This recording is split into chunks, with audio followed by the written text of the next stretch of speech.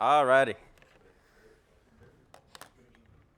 So, if you came today, that means you want a bigger bench, right? Most of us know the basics. Most of us know, on rack, press. Okay, good. Now, what this workshop's about is about how to optimize all the basics you guys already know, right? We know to push the bar off of our chest. Now, we're going to talk about what direction to push the bar off the chest and why to push the bar off the chest in that direction. Then we're going to go over muscles used. Of course, we know those, we'll go into a little bit of detail. We'll talk about some weak point training and kind of everything in between. So let's get it on. So super easy. I'm going to brush through this. This is not a lecture. We're not in class. Muscles used during bench, okay? We got your pressing muscles, everything that helps you extend things. So we got your pec, both the minor and the major. The major is superficial to the minor. The minor one's nice and deep there, and then the big pec right on top. We got the tricep, all three heads, and then we got the deltoids. Probably one of the most important muscles here. Well, since there's only three, right? So that's what you kind of wanted to focus on. So now, even if you just made it to this part of the PowerPoint, you know which three muscles to work on for a bigger bench, right? Without even talking about program or anything like that. Okay, so points of contact. We've got the head, we got the feet, your glutes, your shoulder blades / upper back. I'm going to count that as one, and of course, your hands touching the bar. So to generate force off the ground, to direct that force towards the spotter, and of course, this is injury prevention, tweaking a little muscle here and there and stuff like that. Keep that head on that bench, makes you nice and stable. There's no elite bench presser that takes their head off the bench, and there's got to be a reason for that. So let's keep that in mind. Okay, so let's talk about establishing your grip, right? We've got this right here. If you don't have one, pretend you got one. Is there some in the back over there? Is some left in there? No? Okay. Let's pretend here. We got this right here, okay? This is our barbell. So we know that if we do a wider grip, we're going to feel the chest more. If we do a closer grip, we're going to feel the tricep. So that should direct you as to how to start getting your grip in a position. Know your strengths, right? Know your strengths, your weaknesses. Am I a bench press guy? Am I a chest man? Like right off the chest, everything comes easily, and then I get stuck here. Or am I one of those that, if it's my 1 rep max, it's not moving off my chest until I reduce the weight. So learn who you are, and this is how you can start applying, what we're gonna talk about. So things that your grip should be. Your grip should feel good, right? When you press, there's no pain, none of that. It should not ache any joint or muscle. Let's say, you can bench press 225 for 10 reps, but you have to do it wide. And if you do it wide, you can't do shoulder presses after because your shoulder hurts. Well, that's not necessarily the grip that you want to use, right? It may be your strongest, but there's so many setbacks to that. Reducing training volume, which can reduce overall hypertrophy throughout the years and stuff like that. Then, have your highest performance. So we spoke about it. Feeling good, and, if it doesn't feel good but it makes me strong, what are the downsides of that? Let's try to find an even medium with these two. And of course, feel the strongest. When you're here, you're like, okay, man, I feel like I can bench press a truck off of me if I'm right here. If I'm right here, then not so much. That's kind of just your feel. Just like in the squats, you guys know, maybe squatting right here may feel good for you. All of a sudden, you have your toes pointed straight out, like everything's just going wrong. It does not feel natural, So that's for you to judge. Okay, so we go into weak points. We spoke about points of contact, right? We've got Christian, come up here. Christian, can you read this? He's got one. Okay, so we spoke points of contact, right? We got head, so go ahead. Head, we got feet, of course. We've got the glutes, shoulder blades, and the hands touching the bar. Let's pretend he's holding a bar right now. Now, what Christian has done is create himself kind of like in a catapult, the way I like to call it. He is revving up his legs in a way to where all our force is going to be exerted that way towards the spotter with a barbell. So, Christian, do leg drive and like pretend like it's just leg drive. I want to see what direction you go. Exactly. Now over exaggerate it. Exactly. Yeah. So you push yourself off the bench with your legs. That's one of the main things here. Okay? So, Christian, you can sit for a second. I'm going to use you in a little bit. Okay. So, we have the setup, we have the grip.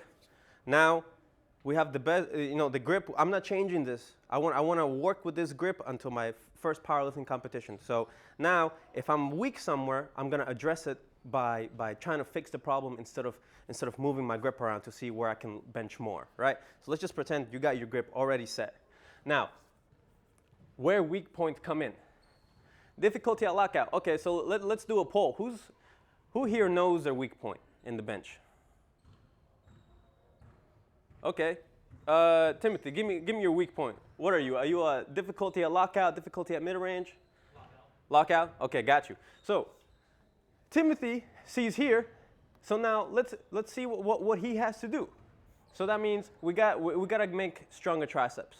Okay? One of the main movements with that, and we're going to go in detail, one of the main movements is closed grip bench, right? We have all these variations for benches, all these variations for grips. Why do we use it? Well, to address all these weak points and to work on our strengths or weaknesses. Then a lot of tricep work. But what happens when there's a lot of tricep work?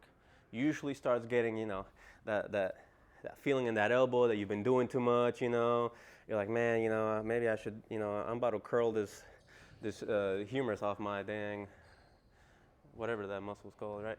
All right, difficulty at mid-range, okay? Mid-range, who's a mid-range difficulty person? So like we're here, we get it off the chest, and then we're... Okay, so, and we could be a mixture of these. We can be all of these, right? Mid-range, that's some weak shoulders. So incorporate some spotto presses. Who's here heard of spotto pressing? Okay, we'll go over, okay, nice. We'll go over that. You do? Oh no, that was just a stick.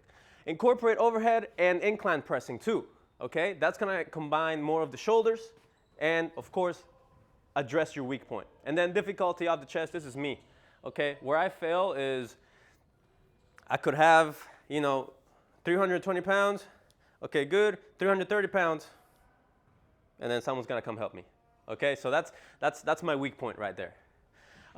So weak pecs, incorporate pauses, winding your grip if no shoulder pain, and feet up bench. So these are some things that we can, and we'll talk about these, what they are. I just want to go through the main ones quick so we can, so we're not in the PowerPoint the whole time. Okay, accessories now. We spoke about the weak points, and we spoke about what weak points mean. What accessory movements should I do for those specific weak points? Okay, we've got the shoulders, overhead press, one of the very good compound lifts. Trains your triceps as well, very good. We got front raises, like this, with some dumbbells, with some barbells, with a cable. We got pin presses from midway. That's kind of your spotto press. So let's say this is where my safety hooks are, and then this is like my benches right here. Actually, Christian, come here. Forgot I had a dummy. So little test here. Shoulders meant what weak point? Midway. Good. So you grab here. So off the chest. So let me, bro. Strong guy. So it's on your chest. And then he presses halfway, and that's his difficulty right here. Well, pin presses, you set your pins here, and that's where you start your press. And then from there, you press. Now set it back to the hooks. Press again.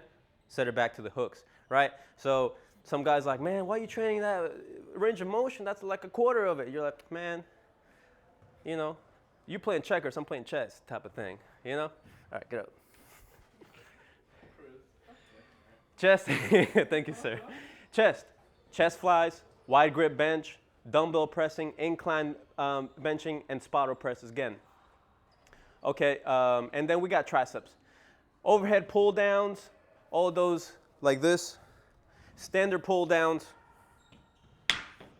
skull crushers of any direction, and behind the neck tricep press. Right now, my favorite has been behind the neck tricep press. I've been loving this exercise. You put your hand kind of like shoulder width, you put it over your head, and then you start pressing this way. With the barbell, you can do it with cables. That junk feels good. All right, let's talk about equipment, right? I don't know about you guys, but when I started my powerlifting career, I was like, all right, well, I bench pressed about 5 times already. I need shoes, I need sleeves, I need a singlet, I need a headband, I need socks for the bench press. And I need a belt and I need wrist wraps. I need the whole thing. You know, I need to go to the gym wearing $600 of stuff, right? And that's what I did. But I didn't know how to use it, right? I was using the bench. I was using like the belt, just kind of wearing it, you know, thinking it was like a fashion accessory. These I was putting in a not so good place for my joint, which I'm gonna go over. So, and I was like, why do I need specific shoes to bench press? Well, we'll see. You got your squat shoes in there? Okay, that's fine. Sorry. I got mine in my office. You want to grab those? Okay, so let's talk about this. So the bench press and its rack. Okay, so we've got the bench here. Okay, not every bench is made equal. You guys have seen, like, if you've gone to a powerlifting gym, how sticky it is. You know, you can't move from there. Maybe it's wider, or if you've been to, like, you know, LA Fitness or something like that, it's just like a standard bench. You can't move it. It's stiff as heck, too low to the ground, all this stuff, right? So the first thing you want to do is, of course, we can't control some things, right? We can't control the stickiness of the bench, but we actually can. We can put some bands, a band going this way. We can wear, and this is what I found out last year, you can wear a shirt that has a design in the back. Usually the shirts that have designs in the back stick to this bench. And that's how I found out to be my bench shirt, you know? I joined the chemistry club last year. They gave me a shirt. It has a bunch of writing on the back, and it stuck to the shirt once I started benching. I was like, okay, we're getting somewhere. And of course, there's brands that sell you bench shirts, you know, with sticky pads on them, which are pretty cool. But let's talk, you know, home budget here. Then we've got the belt. The belt in higher competition is used in the bench press. Why? To protect the lower back when arching and to increase intra-abdominal pressure. Intra-abdominal pressure is whenever people say brace, whenever say people like big belly, when people say, you know, get tight, that's what that means. That means creating a bunch of pressure here, pushing it against the belt, and being able to kind of exert all that force, okay? And then we've got your shoes. Your shoes allow you to, Christian, come over here. So Christian has pretty flat shoes right now. Those are probably trainers, right? And now he's got his, there you go. So he's a little bit ahead of the game. He's setting up for a big bench press here. Now, if you guys see, so keep scooting your feet back. Okay, good. Now, you guys see there's a point where the heel does not touch the ground, right? Well, what does a squat shoe have? No one saw that. Exactly, they have an elevated heel, right? You're kind of wearing like slightly high heels. What that's gonna do is that little inch that he needs is gonna give it to him. And now he can push off from his heels off to the bench press. So little things like that. Very good, thank you, sir. And then I skipped over it, but the wrist wraps. This is like #1 mistake that people do is they don't wear their wrist wraps right. Okay, so what is the wrist wrap supposed to do? A lot of people think it's, people just kind of wrap it like this, you know, and it's right there. Well, my wrist can move very freely if my wrist wraps are like this. This is for bench pressing, of course, other things, sure, but for bench pressing and to increase stability in the wrist, we don't want to wear these below the joint. We want to wear it in the middle of the joint. So this is a way that I like to put mine on. And these are brand new ones, so I'm going to pass them around unless you guys, is that gross? Probably not. Okay. So I'm going to grab my like this, like I'm palming it, okay? Next, here's my joint. I'm gonna do 1, however long yours is, 2, 3. Then what I like to do is I like to hide that flap. So now we have in between the joint, there's nothing in your hand, you're not clamping anything. You see how if my wrist moves, the wrist wrap moves, right? So if I really wanted it, like I'm about to hit a PR, this is gonna be very tight on me, and my wrist is gonna be like, it's kind of like in a cast. That's what I want. It's gonna stop you from kind of deviating to the sides or even doing this. You see here, you know, I'm actively doing this, and it's pretty hard. So whenever you wear your wrist wraps, make sure this is the joint that we're trying to stabilize, okay? So make sure that's what it's affecting.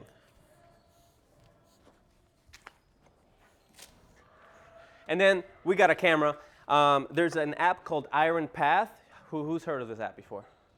Okay, cool. Iron Path it shows your bar path, right? So you get the app. It says, okay, put this circle where your weight is. Of course, this kind of has to be like to the side of the lift, right? And then it'll show you. Does it go this way? Does it go straight?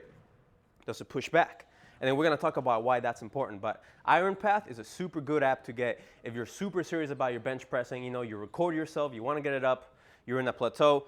That's super good app to get. And then you can see other things. For me, you know, whenever I train, I always look at my elbows. How my elbows just, I come here, when things get heavy, elbows immediately flare. And then I push out, and I was like, okay, I got to keep that under control.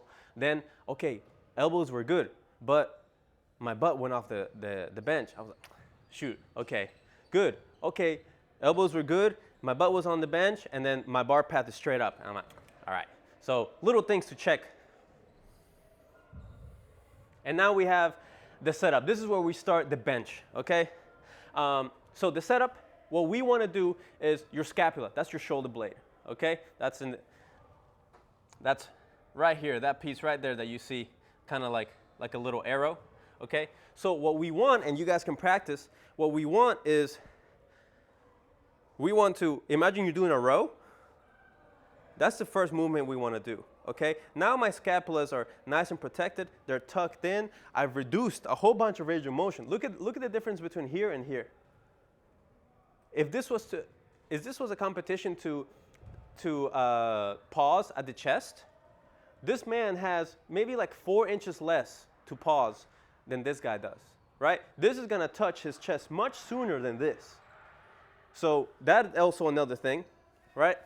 If we're talking about strength sports, if we're talking about hypertrophy, we want to increase range of motion, right? Well, that's a different workshop, but if we're talking strength sports, we're trying to do all the things necessary to increase our bench press. So one of them is reducing range of motion. So we're here, pull everything back and down, and now you've got your kind of bench press setup.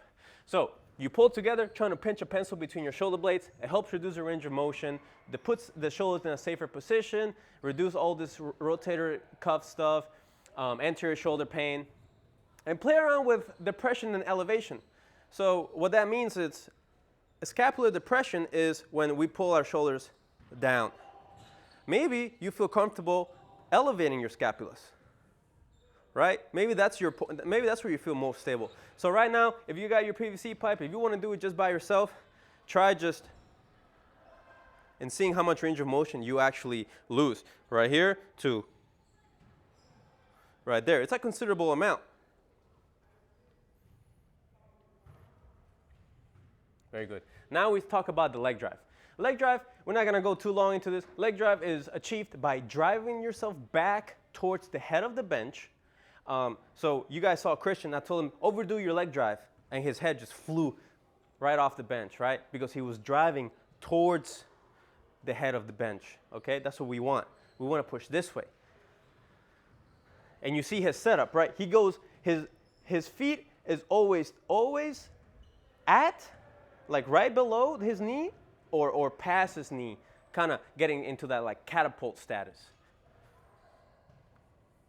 Now, we got some grip and unracking, right? So Christian, come over here, please. So make sure your grip is outside of your shoulder width, but not absurdly wide. This is just kind of continuing to what we spoke about earlier. And then here we have a funny squeeze the S out of the bar, okay? Why that happens is if we're here, we got about, we got 300 pounds in here. Yes, we're holding it, but these are not just like hooks to hold weight. This is where my tension starts. This is where right now I'm squeezing it. I'm tightening my forearms, my biceps, and my shoulders.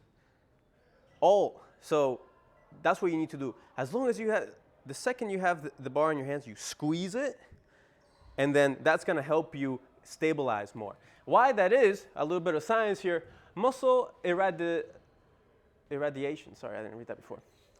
When a muscle contracts, it's easy for nearby muscles to contract. Forearm muscles contracting may help your triceps contract harder or help feel more in control of the bar, okay? So that's what they say. Whenever you do any exercise, you gotta think and squeeze as hard as you can, okay? Even if it's a 15-pound curl, So this is where we start talking about your setup, right? So we've already went over your leg drive, right? The basis is feet. So pretend like you have novice, you're just learning. Okay, good. So he's just right there. Now he may feel good here. That's completely okay. Or he may feel better tucking the feet under. Now go ahead and tuck your feet under. Good. And now depending into federations, if you're trying to compete, some federations allow you to be on your tippy toes. So let's see an example of that. There you go. So his feet not necessarily onto the ground, nice tippy toes. What that did was create a nice bigger arch for less range of motion, or the federation tells you to be flat. So what that'll happen is he'll probably have to lose a little bit of that arch for his heels to be on there. Okay, now he's got the bar. Let's say it's on the hooks, right? I was like, all right, bro, you ready? So what I'm gonna do is he's gonna retract his scapulas, right, like we just learned. And then me as the spotter, I'm just gonna do this. So hold on to the bar. I'm gonna go. So let me kind of. So I'm gonna go and set it down. What did I just do for Christian? All that tucking in that he just did, I was like, oh, dude, that's a really cool setup. Let me show you something. And then I just went like this, right? So his scapulas are all, they're not tucked in already. He lost all that tightness, and then he just looked at me like, you're gonna help me get this off of my chest now, So stay right there, Christian. Instruct them to give you a little help with lifting the weights off the hooks, but specifically tell them not to jerk the bar up. That's what I just did, right? I just went here, and I just went, all right, bench time, and then did that. We don't want that, okay? We want to create a nice, tight setup for you and your spotter. You don't want to be that guy that can't be trusted spotting, Sometimes, whenever the big guy at the gym tells you to, like, the 500-pound presser tells you to spot him, you feel good. You're like, man, he trusts me. And then you mess it up by effing up his setup, After you've put your scapula in a good position, gotten an arch, created a tight setup, you don't want the spotter, to ruin it for you. Get you a spotter to assist you in lifting the bar out as well. So let's say these are the hooks right here. Christian has the hooks. Now, I'm not only gonna help him lift the bar off the hooks, I'm gonna lift it. So let's say it's right here, right? I'm gonna lift and help him put it in the position to where he's pressing. Then I step away. Of course, you don't step away, but then you get your hands off. But this is on the hooks, you help him lift it, get to your pressing position, and then that's his lift right there. The only thing he has to do now, press down, and then up, exactly. So that's really good. We're about to get into bar pass, so if you want to chill right here. Yeah. Yeah, just like that. So if you don't have a spotter, first off, you need to set up a bit further back on the bench. If you set up with the bar over your eyes and forehead with the spotter, you probably want to set up over nose and mouth. So this is what it's meaning. So with the spotter, right? The spotter, so hold right here. So right now the bar is over his eyes, about his eyes. So what the spotter is gonna do is he's gonna help you bring it there. Let's say you don't have a spotter. You might have to set up, instead of your forehead and eyes, maybe by the chin, right? Why? Because you don't wanna from here press all the way here. That's already a different movement, right? That's already incorporated so much shoulders. What you want to do is you want to set up here, so all you got to do is right there, right? Reduce as much of that energy to get it off the hooks. That's super important if you're benching alone or if you're benching with a spotter. So this way you won't have to reach as far back, right? And try to press the bar out of the pins in an awkward position. Maybe you lose tightness, you got to redo your setup, and now you're questioning if you're going to hit this weight. All right, let's speed through this because I want to do some actual application stuff. The descent, okay? The main thing here, so the going down, the main thing when Christian has his bar is wrist. Let me. Oh, sorry. So we don't want to start that way, okay? That is going to bring pain to the elbow, right, Christian? Yeah. And then it's going to bring pain to the, to the shoulder, and then you may even have a stiff neck or, something like that. So wrist, never. So what was that cue? Squeeze the what out of the bar, right? So squeeze it out of, and then it helps you straighten out your wrist. That's what you want. Let's say you're here, you're like, man, yeah, of course my wrists are bending. I've got, 300 pounds here. I'm going to tell you, all right, squeeze the bar, squeeze the bar, squeeze the bar, squeeze the bar, squeeze the bar. Good. Now, now he's in a nice, good position. He's squeezing the crap out of the bar. This is nice and stiff. Strong forearm, strong bicep, and, so everything nice and strong. You swole, bro. Hey, thanks, man. The descent number 2, okay? So lower the bar under control. This is something that we don't do. We're so excited to press this bar that we're like, all right, so I have it here. I'm going to drop it in my sternum, and I'm going to press now. So you should control the descent. Why? Because we start talking about bar path. Then that's going to help you have a more consistent bar path if you control your descent. How many of us warm up with the bar and we're just like kind of doing a whole bunch like this, including me? I did it, 2 days ago, right? I'm here. Now, the bar is going here, here, here, here, here, here, right? But I'm thinking I'm warming up, but nothing's consistent. So we want to keep it consistent. And I'll show you a drill on how to keep it consistent. So a common feature of studies that compare elite level benchers to average Joes is that elite lifters lower the bar slower and do a better job controlling the weight down. So something very good. If the elites are doing it, they're doing it for a reason. You don't need to, don't time it. Don't be like, all right, it's got to be 3 seconds, man. But as long as you're consistent with your bar path, I don't care how fast it is. Of course, not like you just drop it and you're like, I kind of feel it in my sternum every single time. You're like, yeah, because it's fractured, not because you're doing it well. And then helps decrease stress on your shoulders and pec tendons, and also helps make sure you don't misgroove your eccentric, right? If we're in the tip top here, Christian's got 400 pounds on the bench. So what's he gonna do? Here's the middle, here's the chest. He's gonna go down with his eccentric. He went too fast. He went low. Now he's going to have to he's going to do shift everything to get kind of under the bar. How many times has that happened? So many times. Or most of the time is when you go high, right? Too high. Yeah, and now you're doing like a front raise, but like laying down, You're like, ah. So yeah, you don't want to do that. And then the descent 3, touch the bar fairly low on your chest. So Christian, go ahead, stand up for me. There you go. So what you want is right about, if you guys start feeling your sternum, there's a point where it's hard, hard, hard, and then squishy, right? So you want the bar right where that hard part kind of starts to end, right? Where it ends, like right there. Or right below what they recommend, like right below the chest, okay? But you feel hard, hard, hard, squishy. Okay, hard is right here, and that's usually where your bench press is. Go ahead, you do it. Kind of like where your xiphoid process is. Right there. Yeah, and then where do we have the bar? Exactly right there, right? So that's a good cue for you to do. So once you find a position on your chest that feels the strongest, make sure you're consistently lowering the bar to that same position to ingrain that groove. Now, this is a really cool drill. Christian, go ahead, lay down on the bench. Here I got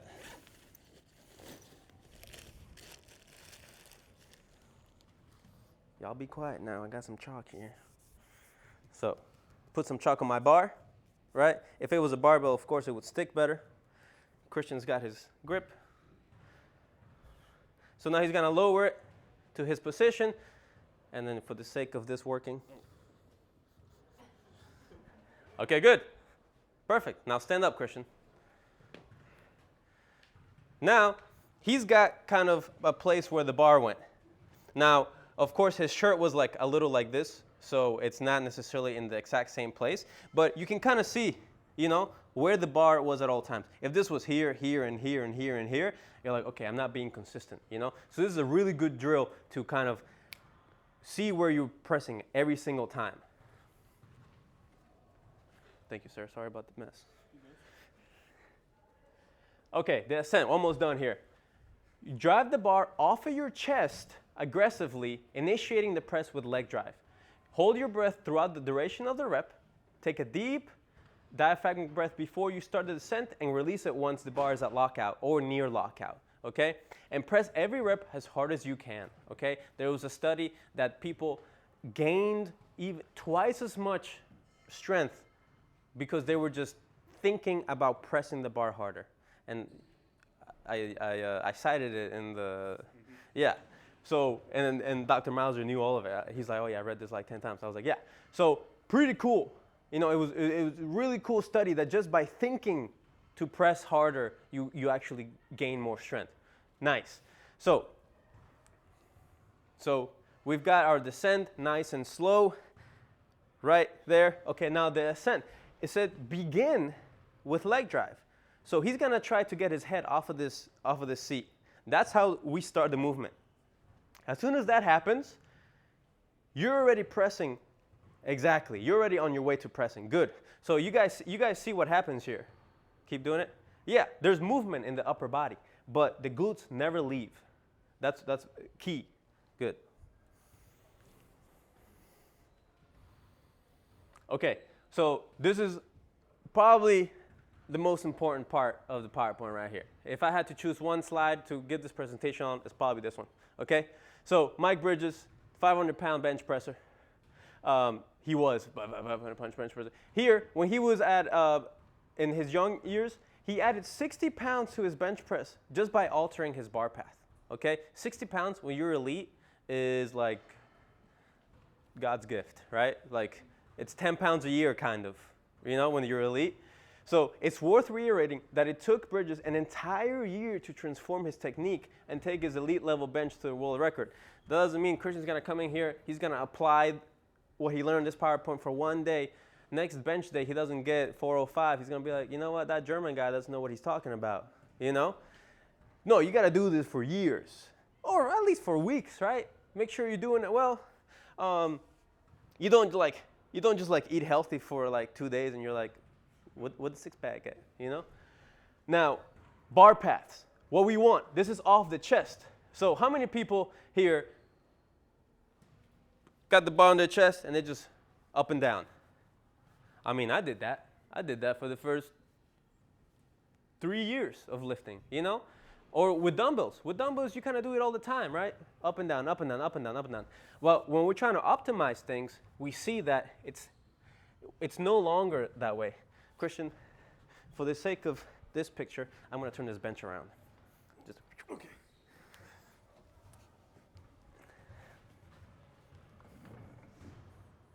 So go ahead, lay down, Christian. So we're kind of following this. This is what I kind of wanted to follow. So you've got his descent, right? The way that you go down, and then the way that you come up. This is a novice lifter. As you can see, they're all not necessarily straight, but this one is the straightest path compared to both of these, right? So we're looking right now at Mike Bridges or Bill Kazmaier, or even this one. Every single press right off the chest starts by trying to go towards your spotter, towards the hooks, okay? That's what they tell you to set up right here, so that when you start pressing forward, you're not hitting the hooks, right? So every single press should be off your chest, kind of like an incline press, okay? So you guys look. he starts descending, 1 Mississippi, 2 Mississippi. As soon as the bar touches the chest, he initiates leg drive, and then he's pressing exactly. So let's say these are the hooks. He's not necessarily like he's going to go rack it every single rep, right?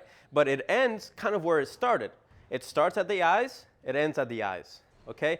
And that's one thing you want to see whenever you're going through these apps, you know, that kind of measure your bar path. You want to see, okay, what does it look like? Is it up and then straight? Does this go off of my chest? Is it consistently off my chest that way? So, very good, sir. You can stand up. I think that'll be it. Appreciate you. So, the main thing, you know, you get from here is if you're barbell benching, as soon as that bar touches your chest, we are pressing where the legs are driving. The same direction the legs are driving, right? So the legs don't drive forward, you know, they don't drive up, getting your bench off, getting your chest, your glutes off the bench. Everything drives towards the hooks, legs and everything. So look that up whenever you're benching today, have your buddy film you. I'm gonna be benching after this, so you know I can film you. Everything going that way. And then, why not? It's 40 seconds. I'm going to show you guys a clip.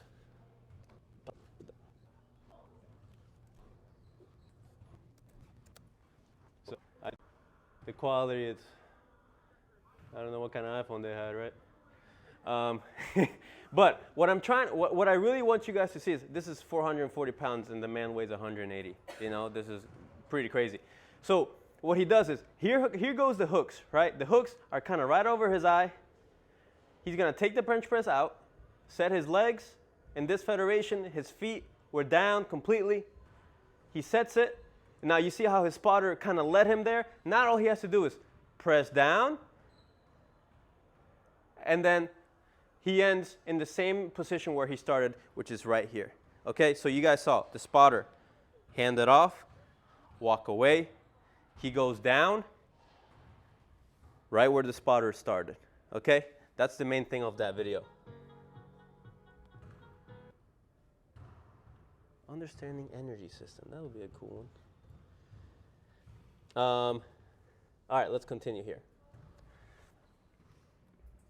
So, program for a bigger bench. Last 3 slides. We'll go over this quick. Okay? Have you guys, I don't know if you guys have ever seen these graphs, but this one right here is, let's say you're like, man, I bench pressed 160 pounds for 13 reps, but I don't know what my 1 rep max is. I think it's like 400. It'll be like, okay, well, look over here. You know, let's say you did it for 12. Well, let's look at 160. 160 for 12. You got about a 230 bench press. Okay, so this gives you kind of like a little way of tracking without hitting a 1 rep max, you know? And then here we have percent of 1 rep max predictions. So let's say you're doing, oh, I got set to 5 today. What kind of weight should I use? Well, then you look, okay, well, it should be, I mean, if 87% is my 5 rep max, I'm just starting this training program, I'm going to use maybe 80, see how it feels. Go up next week, and then next week, okay? But that's where it starts. All right. And then this is super easy. Each rep range has a different adaptation, right? If you want strength, you got to do less than 6 reps. That's just science. If you want hypertrophy, meaning muscle growth, you got to do 6 to 12. Not limited to, this is just what's optimal, okay? 13 plus is endurance, okay? Not necessarily, but in this example, which is very general, we can talk about this for days. And then 5 and below is power, or when power gets maximized. So endurance, meaning we can rep things for more reps. Hypertrophy, meaning this is the best way to gain muscle. Strength, I got to do below 6 if I want to get stronger. Power, below 5, but moving things quick. That's what power is. Okay, super easy stuff here. There's ways of getting your bench press up. We've spoken about the bench press, all of it. Okay, so what do I do for reps? What do I do for sets? You know, give me some guidance. This is what this is. So we have a linear progression. Linear meaning straight line, right? So our progression is going straight in a straight line. Bench, week 1, we did 3 sets of 5 at 100 pounds, difficulty 6. If we're progressing linearly, I'm going up 5 pounds. I'm going up another 5, and then another 5, and then another 5, and then another 5, but I couldn't do another 5. So I rinse and repeat. I lower it to 5 or 10 more pounds than what I started, and I continue. 110, 115, 125, 135, 130. Okay, I ended 10 pounds more than what I ended last time. You know, if you do that, rinse and repeat 3 more times, you kind of got your bench going 5, 10, 15 more pounds. So super easy method here. Then we have the daily undulating. A big word, a little complicated. Undulating just means that it fluctuates. Okay? That means what you did on Monday is not going to be what you did on Wednesday, and it's not going to be what you did on Friday. The main thing with this is that it usually calls for using the movement more than 1 time a week, right? So 2 to 3 times a week. So 3 sets of 8 with 100 pounds on Monday, 4 sets of 6 with 120 pounds on Wednesday, and 5 sets of 4 with 140 pounds. What changed? I went 8, 6, 4, right? Here's another example. 7, 5, 3. Okay, what would be the numbers if here started with 5? What would be the next one?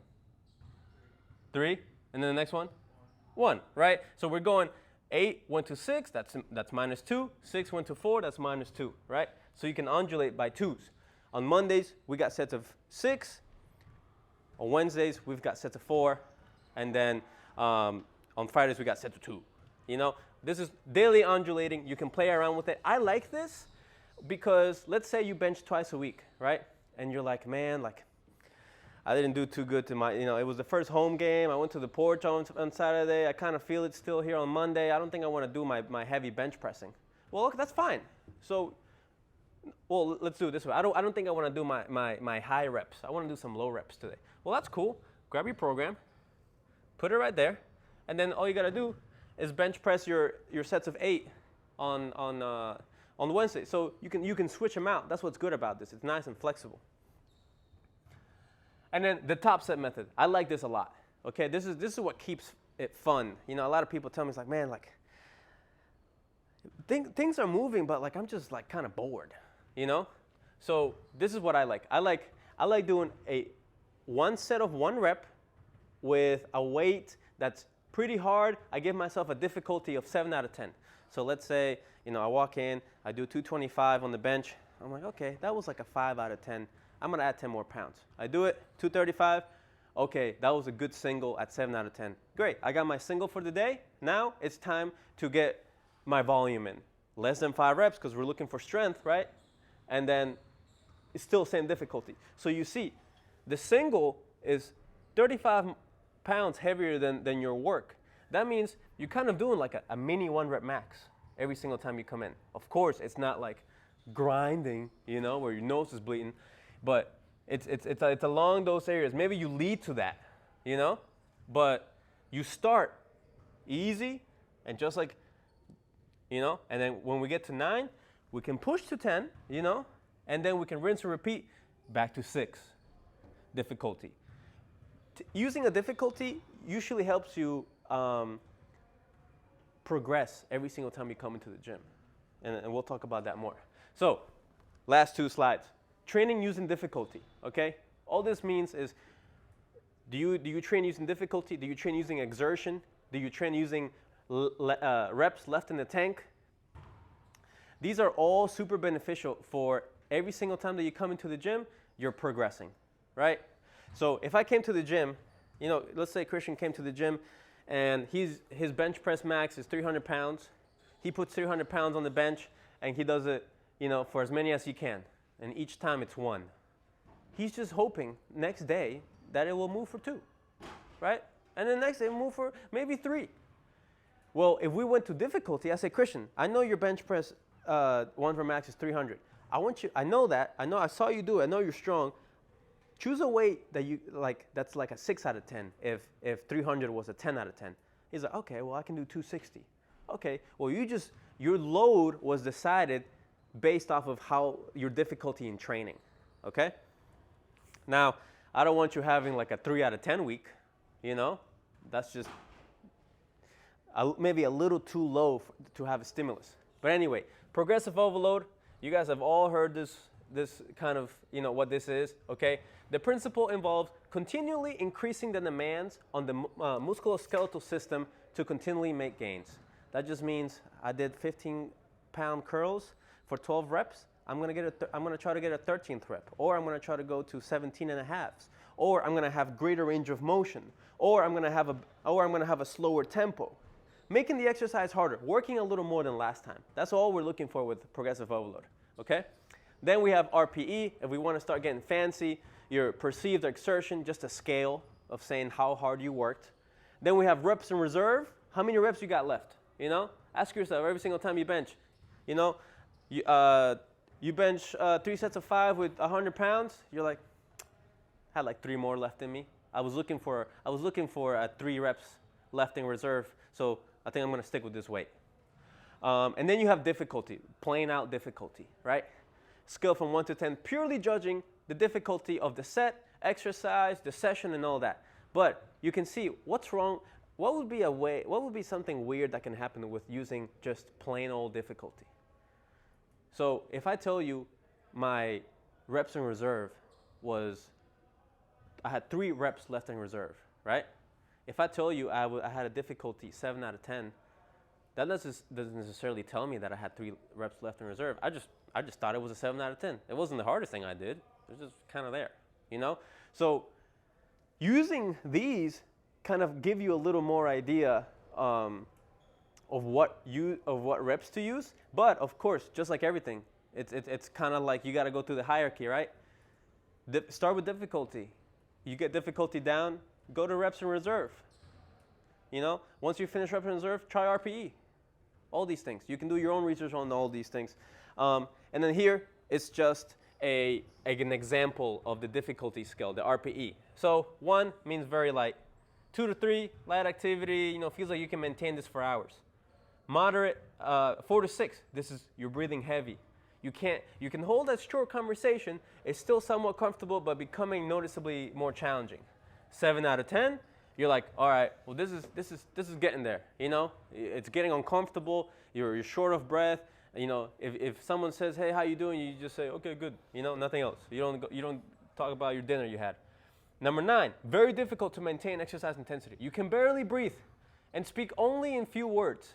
And then 10, this is your max. This is like, dude, if you put, if I had 2 clips instead of 1 clip, I would have failed it. That's how hard this was.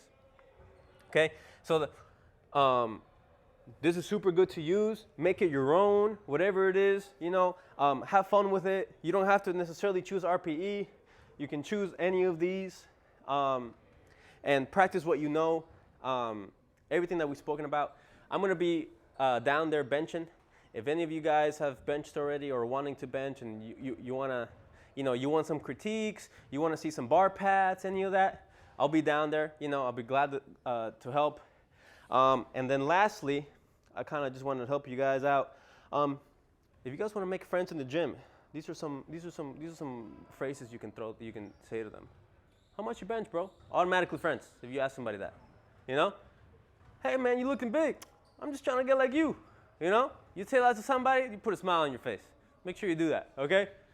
You just look at some guy, you don't even know him. Looking big, bro. And then he's gonna tell you the next day. He'll tell you the next day, you look big. More pecs, more checks, okay? Get your big chest. It's gonna help you bench, okay? And it's gonna help you have more checks.